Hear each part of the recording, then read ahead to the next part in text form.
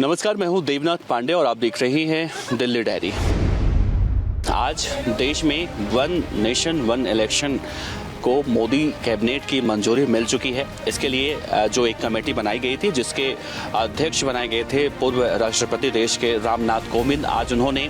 ये report Modi cabinet को सौंपी है, जिसके बाद अब ये बातें निकलकर सामने आ रही हैं कि देश में एक देश एक चुनाव के लिए अब सहमति बनती हुई दिखाई दे रही है। हालांकि अभी तक ये जितना आसान दिखाई दे रहा है उतना आसान है नहीं, क्योंकि इस बार ये भी कहा जा रहा है कि संसद का शीतकालीन सत्र जब शुरू होगा तो उसमें मोदी सरकार इस बिल को सदन में पेश कर सकती है और पास करवाने की कोशिश की जाएगी। हालांकि जैसे ही आज ये रिपोर्ट मोदी सरकार को सौंपी गई और मोदी कैबिनेट से इसकी मंजूरी मिली,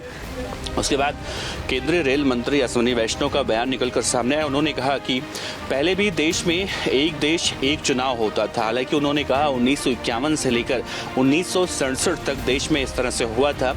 लेकिन उसके बाद अब जिस तरह से बदलाव देखने को मिला और फिर से अब उसे सुधारने की कहें या फिर वन नेशन वन इलेक्शन की राह पर फिर से चलने की बातें कही जा रही हैं, उस पर विचार किया जा रहा है। केंद्रीय मंत्री गिरिराज सिंह का भी बयान निकलकर सामने आया। उन्होंने कहा कि पहले की तरह अब फिर से अगर होता है तो इससे अच्छा कुछ नहीं है, और कांग्रेस पार्टी इसका विरोध जिस तरह से आम चुनाव से पहले भी देखने को मिला था वैसा विरोध करते दिखाई दे रही है। हालांकि गिरिराज सिंह ने कहा कि अगर ऐसा होता है तो इससे सरकारी जो मशीनरी लगाई जाती हैं उनके कहीं ना कहीं खर्च जो होते हैं, क्योंकि हम देखें अभी आम चुनाव खत्म हुआ है, उसके बाद आज भी देखें आज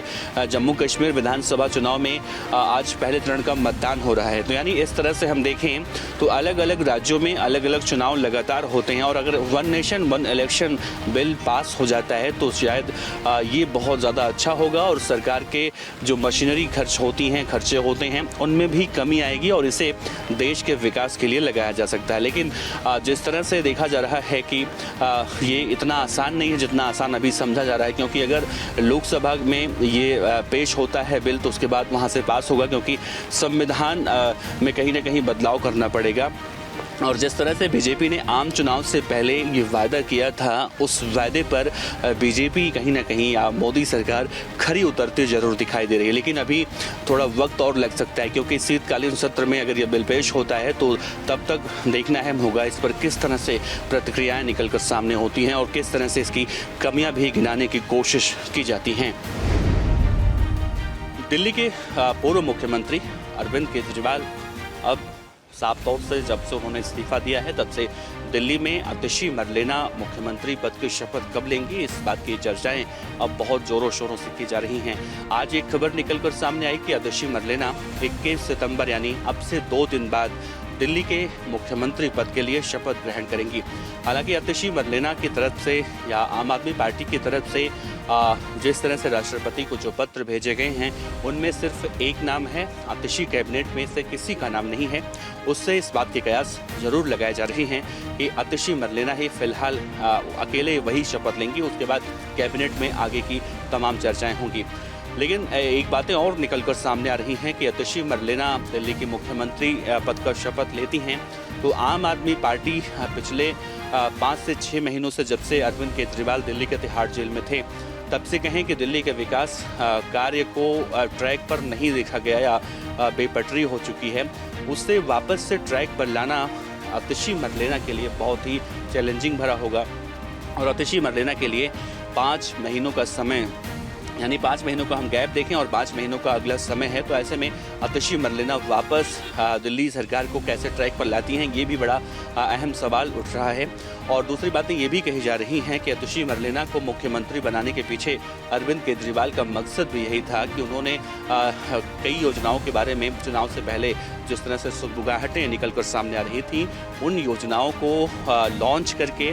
आतिशी मरलेना सीधे सीधे दिल्ली में महिला वोटरों को साधने की कोशिशें कर सकती हैं। ऐसे में अब 21 तारीख का इंतजार है जब दिल्ली को एक नया मुख्यमंत्री अरविंद केजरीवाल के इस्तीफे के बाद मिलेगा, और शायद ये किसी ने कल्पना भी नहीं की होगी कि आतिशी मरलेना को दिल्ली का मुख्यमंत्री बना दिया जाएगा। जम्मू कश्मीर में 24 विधानसभा सीटों के लिए आज मतदान का पहला दिन था और जिस तरह से मतदाता अपने घरों से बाहर निकल रहे थे वो भी अपने आप में एक चौंकाने वाला था, क्योंकि वोटिंग फीसदी जिस तरह से निकलकर सामने आ रही थी, आंकड़े निकलकर सामने आ रहे थे, वो देश के अलग अलग राज्यों में हम विधानसभा देखें या लोकसभा देखें, उन सबसे ज़्यादा फीसदी वोटिंग जम्मू कश्मीर के पहले चरण के चुनाव में आज देखने को मिली। खैर,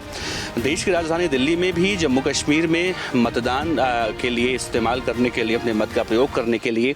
4 अलग अलग मतदान सेंटर बनाए गए थे और ये मतदान सेंटर जम्मू कश्मीर के कश्मीरी पंडित जो इस वक्त दिल्ली में रह रहे हैं, जिनकी संख्या 8 से 900 के आसपास या 1000 के आसपास की बताई जाती है, उनके लिए बनाए गए थे। उसमें से सेंट्रल दिल्ली में पृथ्वीराज रोड पर जम्मू एंड कश्मीर हाउस है, उसमें भी एक सेंटर था, वहाँ पर भी हम जाकर देखें तो मतदाता पूरे जोश के साथ वहाँ पर आते हुए दिखाई दिए। और चूँकि आज दिल्ली में बारिश भी देखने को मिल रही थी तो इस बारिश के बीच में भी उनका जोश देखने को मिल रहा था। हालांकि संख्या कम होने की वजह से हमें लाइन वाली कंडीशन जैसे कुछ तस्वीरें देखने को नहीं मिली, लेकिन इक्का दुक्का लोग अपने अपने समय निकाल कर जम्मू एंड कश्मीर हाउस पहुंचे और उन्होंने अपने मत का इस्तेमाल किया। कुछ लोगों से हमने बातचीत भी करने की कोशिश की, जिसमें उन्होंने साफ तौर से कहा कि कश्मीर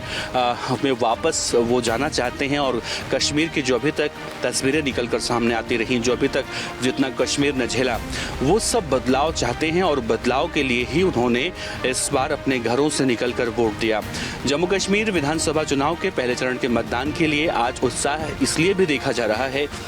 क्योंकि कश्मीर से 370 हटने के बाद करीब 10 सालों के बाद ये पहली बार है जब वहाँ पर चुनाव हो रहा है। ऐसे में मतदाता वहाँ पर ज़्यादा जागरूक दिखाई दिए। बहरहाल ये भी देखना बड़ा अहम होगा कि जब जम्मू कश्मीर विधानसभा चुनाव के रिजल्ट निकल कर सामने आएंगे तो कौन सी पार्टी को जम्मू कश्मीर की जनता बहुमत देती हुई दिखाई देगी।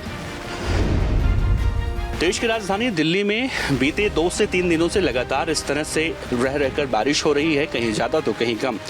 लेकिन जो कई ऐसे इलाके हैं जहां पर पुरानी और जर्जर बिल्डिंगें हैं, वहां पर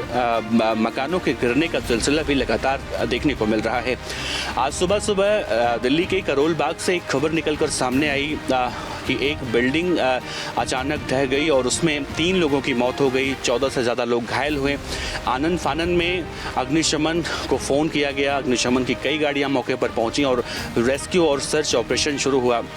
जिसके बाद 12 से ज़्यादा लोगों को अग्निशमन की टीम ने उन्हें बचाया और भी रेस्क्यू ऑपरेशन लगातार चल रहा है। इससे पहले भी करोल बाग के इसी इलाके में भी देखने को मिला था जब बिल्डिंग गिरने की खबरें निकलकर सामने आई थी। दिल्ली के मुखर्जी नगर में भी पिछले महीने जब भारी बारिश हुई थी तो उस वक्त भी ऐसी ही खबरें निकलकर सामने आई थी। साफ तौर से ये भी देखा जा रहा है, एक तरफ बारिश, दूसरी तरफ इन इलाकों में पुरानी बिल्डिंगें जो बहुत सालों से जर्जर कंडीशन में हैं, उनमें आज भी इन सब बड़ी बड़ी मार्केट में इन सब जगहों पर काम बदस्तूर चलता है और यहाँ पर भीड़ भाड़ ज़्यादा देखने को मिलती है। ऐसे में अगर प्रशासन ने वक्त रहते इन्हें या तो इसका कोई निदान नहीं निकाला या खाली नहीं कराया, तो ऐसे में बारिश जिस तरह से हो रही है वैसे आने वाले समय में इस बात की भी आशंका से इनकार नहीं किया जा सकता कि दिल्ली में इस तरह की और भी घटनाएं देखने को मिल जाएं, इस बात की आशंका है। बहरहाल आज के इस घटना से कहीं ना कहीं सबक लेने की ज़रूरत लोगों को भी है और प्रशासन को भी है। तो दिल्ली डायरी में इतना ही। देश और दुनिया की और खबरों के लिए आप देखते रहिए हिंद फर्स्ट। कैमरामैन गौरव के साथ देवनाथ पांडे, दिल्ली। इस तरह की और वीडियो देखने के लिए हमारे YouTube चैनल को सब्सक्राइब करें और बेल आइकन को दबाना ना भूलें। यदि आप हमारा वीडियो Facebook पर देख रहे हैं तो पेज को लाइक और फॉलो जरूर करें। हमारे अन्य सोशल मीडिया पेजेस से भी जुड़ें।